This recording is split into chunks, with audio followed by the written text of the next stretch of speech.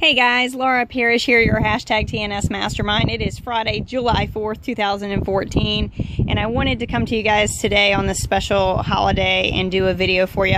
I know everybody's probably out barbecuing with their family and friends and having a good time, and I'm outside as well, watching my kiddos play, and it's really bright and really windy, so hopefully you can see me okay and hear me okay. But I wanted to talk about what today really means. And of course, the most important thing to remember is why we're here and what the 4th of July means. July 4th, 1776. I wasn't the best history student, but I do remember a few things.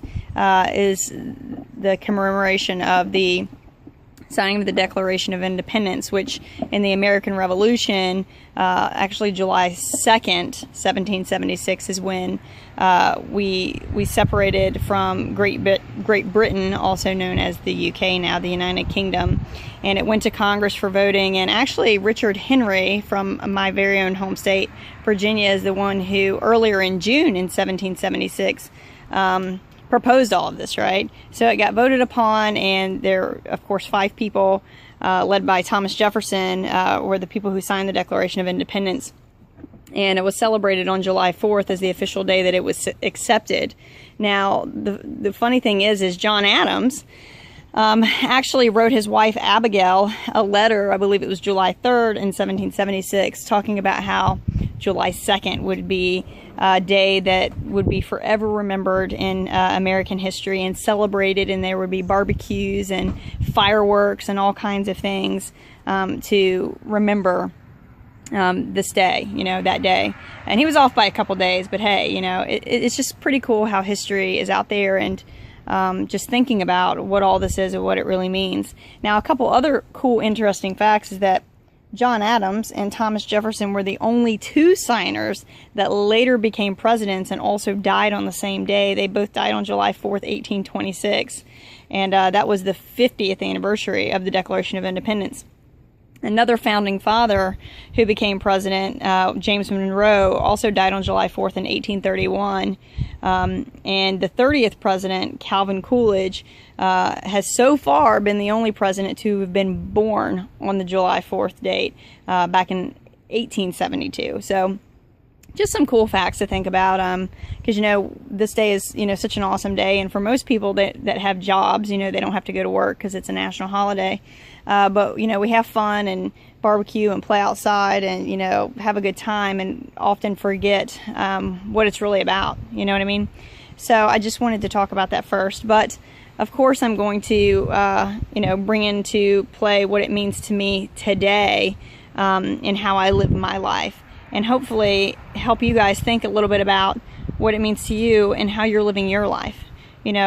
We became independent, right, of Great Britain, the United Kingdom, and became our own. And I want you to think about what you do in your life. You know what I mean? The United States is the greatest country ever, right? Because we have the freedom to choose how we want to live, and so many other countries don't have that freedom, right? So as far as freedom goes, we are truly the freest country, right? But I want you to think about your own personal life. What type of freedom do you have in your own personal life? You know what I mean? Like, do you go to a job? Do you have a job? And ask yourself these questions. Are you really free? I mean, if someone else, whoever you work for, right? If you have a job, your boss, your employer, if someone else is dictating how you live, which means they say when you have to come to work, Monday, Tuesday, Wednesday, Thursday, Friday, or 7 days maybe even, when you have to come to work, what time you have to show up, 8 in the morning, 9 in the morning. If you show up late, you're going to be in trouble. When you can take your lunch breaks, when you can have a day off, when you get vacation, if any at all, what's going to happen to you if you have a child who's possibly sick and you can't come in because you need to take care of them, they can't go to school, and possibly even, reprimand you for not being able to work because you have a sick family member. Ask yourself, is that truly freedom? If you have to get up every day and go answer to someone else and trade your valuable time for X amount of dollars, right? Every single week, and then you get off work, you come home, you spend what little time you have left, with your family, and eat and go to sleep, and then you get up and you do it all over again the next day.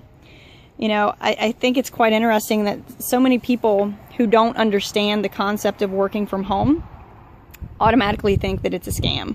You know, they're like, oh, it's got to be a scam. There's no way you could really work from home successfully and earn a living or an income. And that's not real work. I can tell you right now, the people I know, including myself, that work from home are some of the hardest working people I've ever met. Talk about dedication, right? Dedication to you know, doing whatever it takes to be able to live the freedom lifestyle in the way that you want. But I just think it's funny, like I was saying, because to me, having a job is a scam, you know, because you're not really free. You know, you're like chained to, you know, trading your time for X amount of dollars. And if you want more dollars, then guess what? You have to get another job because you only get paid X amount of dollars for X amount of hours. Or even worse, if you're salaried, you know, you only get X amount of dollars and you give them all the hours they want. But, you know, having to answer to someone else and only making, you know, you're like topped off. Your income is like topped off. You can't make as much money as you want, right?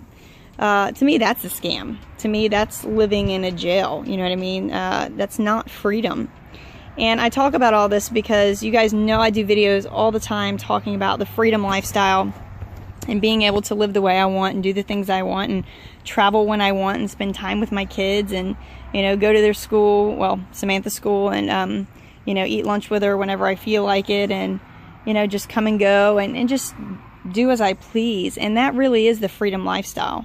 And so many people also equate, well, you know, you have to have X amount of dollars to live that way. And what I try to help people to see and understand that freedom has nothing to do with money, right? I've said it a couple times on stage about, you know, special moments, breakthrough moments, moments with your family, moments that you wouldn't have been able to have had you been at a job, right? Where you just sit with your child and, you know, feel their heartbeat, and they're not paying any attention to you, you know, but you're just sitting there and you are so thankful and grateful and blessed for life and their life. Or moments where, like my daughter said to me, Mom, come look, a flower's blooming, which to us as adults is insignificant, but to a child, you know, that's like the most beautiful thing.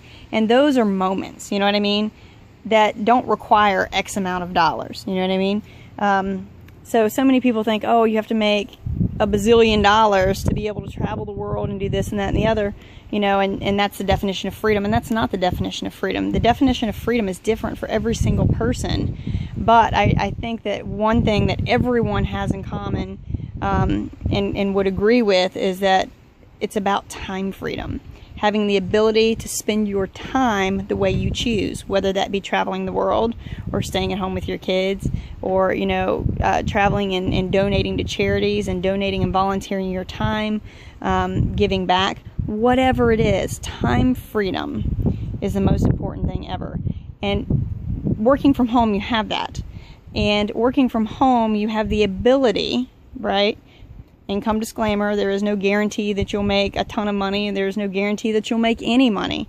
But working from home gives you the time freedom to live the way that you want and make as much money or as little money as you want. That's completely up to you. You know, it's up to you to make a decision on how you want to live your life and how much you want to work or don't work, or how much money you want to make or don't make.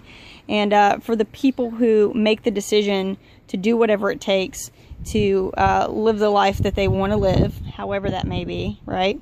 And take the action to achieve it, those are the people who have great success with this, right? You know, and I talk about, you know, great people in this world like Martin Luther King, Thomas Edison, Amelia Earhart, you know, so many people, so many great people who faced adversity. And, you know, what would have happened if they would have given up? So many people say, oh, well, only XYZ people were in the top 1%. No, the people who are in the top 1% are the people who decide they're going to do whatever it takes. And thank goodness those people didn't give up, because the world today wouldn't be what it is if it weren't for people like that who chose not to give up. So I really just wanted to reach out to you guys today and say, make a decision, right? Make a decision to be free in your life on this day, Independence Day, that we celebrate, as you're, you know, barbecuing with your friends and family and having a good time, and thinking about what this day means in history and what it means for you in your life right now. Are you really living free? Are you constricted and confined by a lifestyle that's not what you want, and you're barely getting by and scraping by because you feel like that's what you have to do and there's no other better way? Or are you ready to say, I know there's a better way because there's people out there doing it? Like Laura Parrish did it, right? I'm one of many who have. And if you're ready to make that decision and take the action necessary, then it's here for you. I can promise you that.